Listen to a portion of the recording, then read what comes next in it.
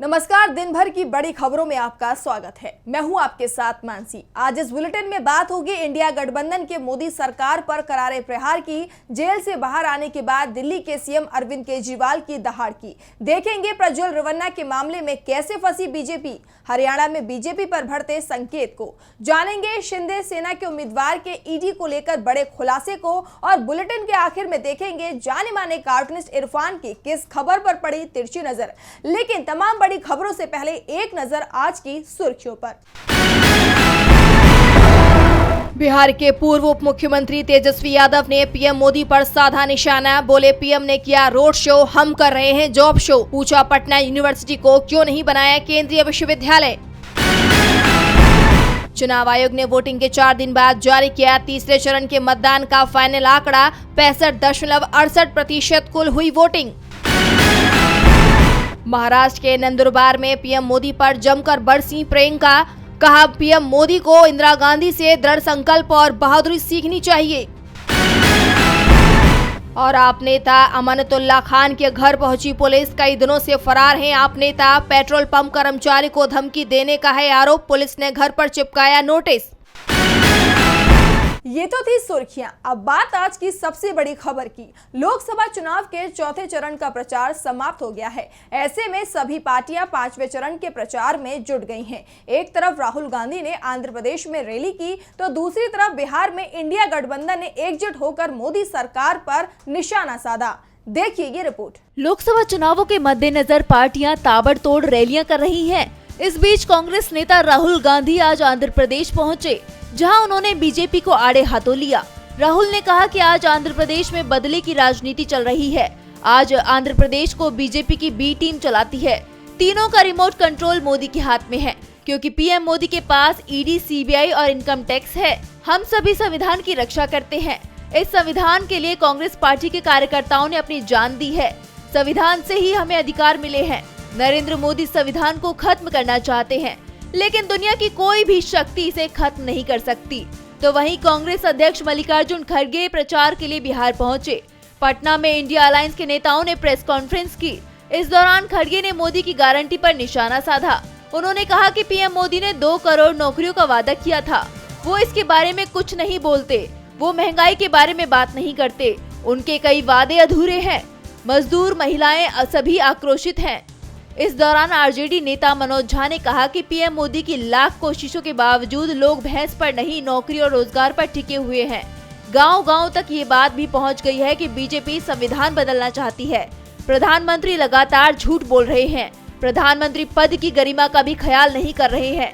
India गठबंधन के सवालों से बीजेपी बैकफुट पर दिखाई दे रही है। तो जेल से बाहर आने के बाद दिल्ली के सीएम अरविंद केजरीवाल ने जो रुख अपनाया है, उसने बीजेपी को डरा दिया है। आज केजरीवाल ने पार्टी के प्रचार की शुरुआत कर दी और पहले ही दिन पीएम मोदी और बीजेपी को घेर लिया। तो क्या कहा केजरीवाल ने, देखिए ये रिपोर्ट।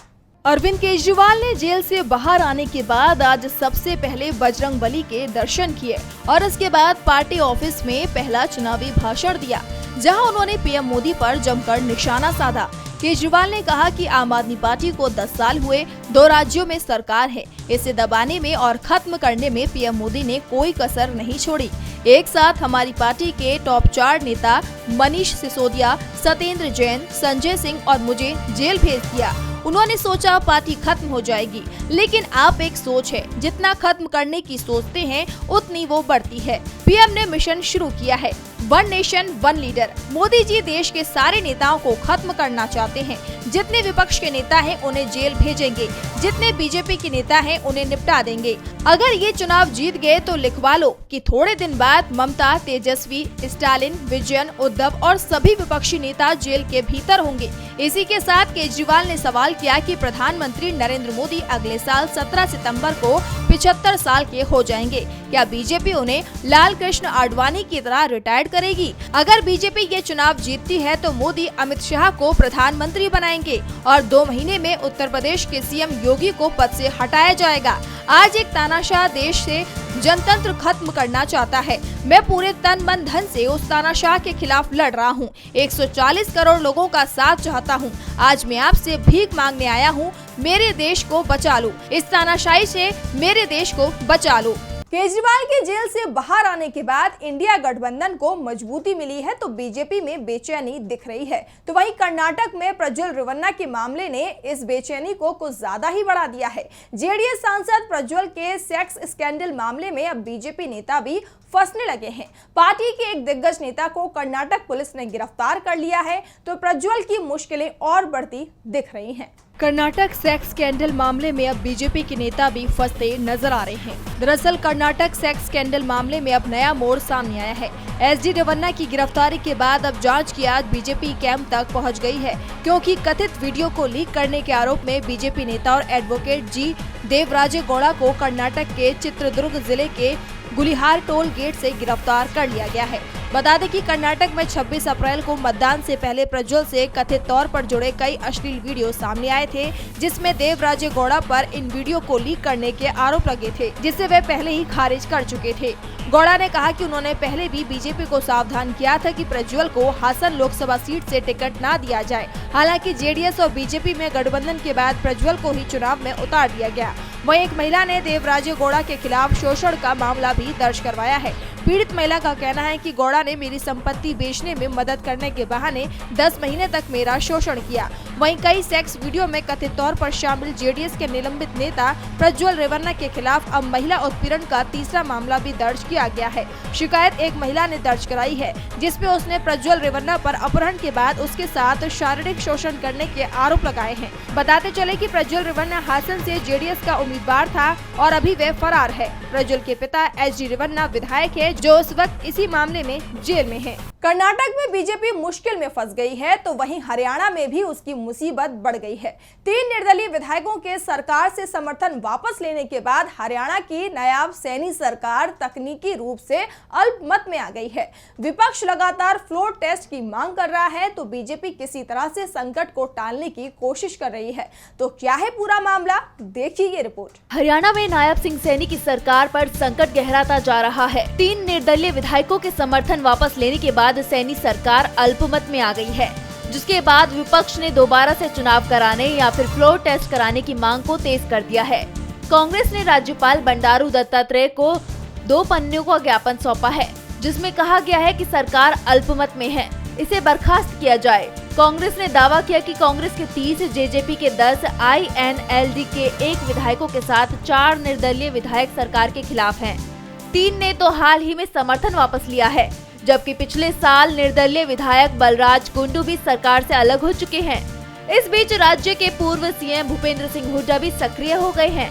हुड्डा के संपर्क में बीजेपी के आधा दर्जन विधायक बताए जा रहे हैं और हुड्डा को कांग्रेस हाईकमान की हरी झंडी का इंतजार है, जिसके बाद हरियाणा में बीजेपी के खिलाफ खेला शुरू हो जाएगा। दावा किया जा रहा है कि 25 मई को हरियाणा में लोकसभा चुनावों की वोटिंग से पहले ही नायब सिंह सैनी की सरकार को गिराने की रणनीति तैयार की जा रही है। दूसरी तरफ बीजेपी किसी तरह से सरकार बचाने की कोशिश में जुटी है और दावा किया जा रहा है कि जल्दी ही राज्य में ईडी और सीबीआई की सक्रियता बढ़ती दिखाई दे सकती है। हरियाणा में सरकार संकट में है तो छत्तीसगढ़ में बीजेपी उम्मीदवार का पूरा चुनाव ही संकट में फंस गया है। हनुमान कथा सुनाना बीजेपी के उम्मीदवार पर भारी पड़ता दिखाई दे रहा है। इस कथा को लेकर चुनाव आयोग ने सख्त रुख अपना लिया है। तो क्या आदेश दिया है चुनाव आयोग ने, देखिए ये रिपोर्ट। छत्तीसगढ़ की कोरबा सीट पर 7 मई को वोटिंग हो चुकी है। यहाँ से बीजेपी उम्मीदवार के रूप में सांसद सरोज पांडे चुनाव मैदान में हैं, लेकिन वोटिंग के बाद उनकी उम्मीदवारी संकट में फंस गई है। दरअसल चुनाव आचार संहिता के बीच 26 अप्रैल को सरोज पांडे बागेश्वर धाम के धीरेन्द्र शास्त्री की कथा सुनने के लिए पहुँच गयी थी। धीरेन्द्र शास्त्री कोरबा के चिमिरी में हनुमान कथा सुना रहे थे और जब उन्होंने सरोज पांडे को देखा तो उन्हें अपने मंच पर बुला लिया और इसे लेकर निर्वाचन आयोग ने सख्त फैसला लिया है। निर्वाचन आयोग ने धीरेन्द्र शास्त्री की हनुमान कथा के आयोजन में हुआ पूरा खर्च बीजेपी उम्मीदवार के चुनाव खर्च में जोड़ने के आदेश दे दिए हैं। दरअसल कांग्रेस ने इस मामले में शिकायत दर्ज कराई थी, जिस पर सरोज पांडे को नोटिस भी जारी किया गया था। सरोज पांडे ने अपने जवाब में कहा था कि कार्यक्रम उन्होंने नहीं कराया और न ही मंच से बीजेपी का प्रचार किया गया। इसके बाद आयोग ने कार्यक्रम की वीडियोग्राफी देखी और उसके बाद फैसला सुनाते हुए कार्यक्रम का खर्च चुनाव खर्च में जोड़ने का फैसला सुना दिया। कोरबा सीट पर बीजेपी उम्मीदवार सरोज पांडे ने जो खर्च का ब्यौरा दिया है, उसमें उन्होंने 5 मई तक 51,67,553 रुपए खर्च किए हैं। 6 और 7 तारीख का खर्च इसमें शामिल नहीं है। चुनाव खर्च की सीमा 90 लाख है। अगर धीरेन्द्र कृष्ण शास्त्री के हनुमान कथा का खर्च अगर 39 लाख से ऊपर का खर्च जाता है तो बीजेपी प्रत्याशी तय खर्च सीमा से ज्यादा राशि खर्च करने के मामले में फंस जाएगी और उनका चुनाव रद्द कर दिया जाएगा। चुनाव आयोग के आदेश से बीजेपी उम्मीदवार की दावेदारी संकट में फंस गई है, तो दूसरी तरफ शिंदे की शिवसेना के उम्मीदवार ने ऐसा खुलासा कर दिया जिसके चलते बीजेपी मुश्किल में फंस गई है। एनडीए के उम्मीदवार ने जो कहा उसे विपक्ष ने तुरंत लपक लिया। तो क्या है पूरा मामला, देखिए ये रिपोर्ट। उत्तर पश्चिम मुंबई से शिवसेना उम्मीदवार रविंद्र वायकर ने बड़ा खुलासा किया है। उन्होंने कहा कि इस साल की शुरुआत में ईडी और ईओडब्ल्यू की जांच के घेरे में आने के बाद उनके पास 2 विकल्प बचे थे। पहला, वो जेल चले जाएं और दूसरा, उद्धव ठाकरे का साथ छोड़कर एकनाथ शिंदे के साथ आ जाएं। वायकर के बयान से साफ है कि वो उद्धव का साथ नहीं छोड़ना चाहते थे, लेकिन जेल जाने से बचने के लिए उनके पास कोई रास्ता नहीं बचा था, इसलिए उन्हें एनडीए में शामिल होना पड़ा। उन्होंने कहा कि झूठा फंसाया जाने के बाद मैंने भारी मन से पाला बदल लिया। जब मेरी पत्नी का नाम इसमें शामिल किया गया तो मेरे पास कोई दूसरा रास्ता नहीं बचा था। 50 साल तक बाला साहेब की शिवसेना में रहने के बाद मुझे उद्धव ठाकरे का साथ छोड़ना पड़ा। उस वक्त ऐसा लगा जैसे मैं परिवार के किसी सदस्य के लिए पराया होता जा रहा हूँ। वायकर ने शिंदे से संपर्क किया, जिन्होंने दावा किया कि शिंदे ने उनकी चिंताओं को ध्यान से सुना और एजेंसियों की कार्रवाई पर सवाल उठाए। बता दें कि वायकर केंद्रीय जांच एजेंसियों की जांच के दायरे में थे और ईडी ने अक्टूबर 2023 में एक लग्जरी होटल के निर्माण के संबंध में उनके खिलाफ मनी लॉन्ड्रिंग का मामला दर्ज किया था, जिसके बाद ईडी का उन पर शिकंजा कस गया था। उनके ऊपर बीएमसी के साथ अपने समझौते का उल्लंघन करने का आरोप लगा। उसके बाद उद्धव ठाकरे के करीबी सहयोगी वायकर ने मार्च में सीएम शिंदे से मुलाकात की और वो शिंदे की शिवसेना में शामिल हो गए और शिंदे ने उन्हें उत्तर पश्चिम मुंबई सीट से उम्मीदवार बना दिया। ईडी से बचना था इसीलिए एनडीए में आ गए, लेकिन उद्धव का साथ कभी नहीं छोड़ते। शिंदे सेना के नेता और एनडीए के लोकसभा उम्मीदवार के बयान ने विपक्ष के दावे पर मोहर लगा दी है कि मोदी सरकार ईडी और सीबीआई के भरोसे चल रही है। लेकिन अब सरकार 1 महीने बाद बदल सकती है, क्योंकि इस समय चुनाव चल रहा है। चौथे चरण के लिए प्रचार भी समाप्त हो गया है। तो चौथे चरण में कहां-कहां होगी वोटिंग और क्या है समीकरण, देखिए ये रिपोर्ट। 13 मई को 10 राज्यों की 96 सीटों पर वोट डाले जाएंगे, जिसमें से आंध्र प्रदेश की 25, तेलंगाना की 17, यूपी की 13, महाराष्ट्र की 11, मध्य प्रदेश और पश्चिम बंगाल की 8-8, झारखंड और उड़ीसा की 4-4, बिहार की 5 और जम्मू कश्मीर की 1 सीट शामिल है। चौथे चरण में बीजेपी और कांग्रेस के साथ ही कई क्षेत्रीय दलों की किस्मत का फैसला भी होना है। 2019 में इन 96 सीटों में से सबसे ज्यादा 42 सीटें बीजेपी को मिली थी, जबकि 22 सीटों के साथ वाईएसआरसीपी दूसरे स्थान पर थी।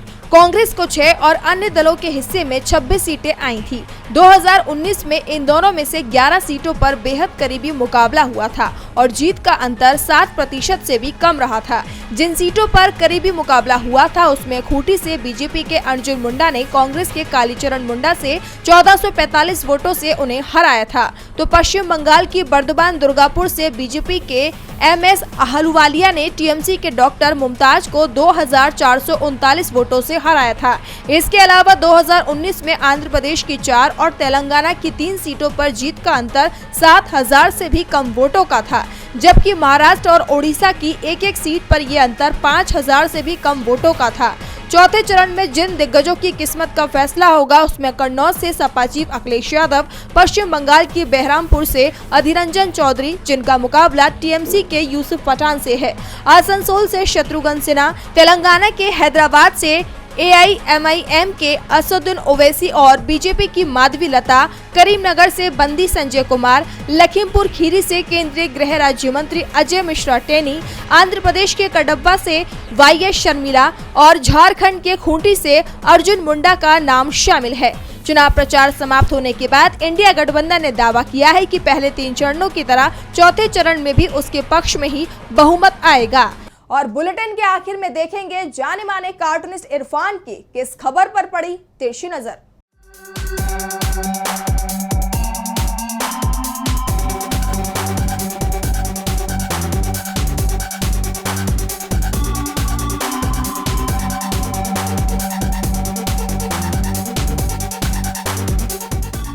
आज केंद्रीय गृह मंत्री अमित शाह ने केजरीवाल पर पलटवार किया और उन्होंने कहा कि प्रधानमंत्री तो नरेंद्र मोदी ही बनेंगे, चाहे वो 75 साल के ही भले क्यों हो जाएं, क्योंकि बीजेपी के संविधान में 75 साल होने पर मोदी प्रधानमंत्री नहीं बनेंगे ऐसा नहीं लिखा है। अरे भाई, बीजेपी का संविधान लिखता कौन है?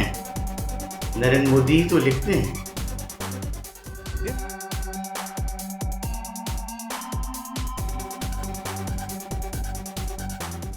बहुत बहुत शुक्रिया इरफान जी। तो आज इस बुलेटिन में इतना ही। आप देखते रहिए डीबी लाइव। नमस्कार।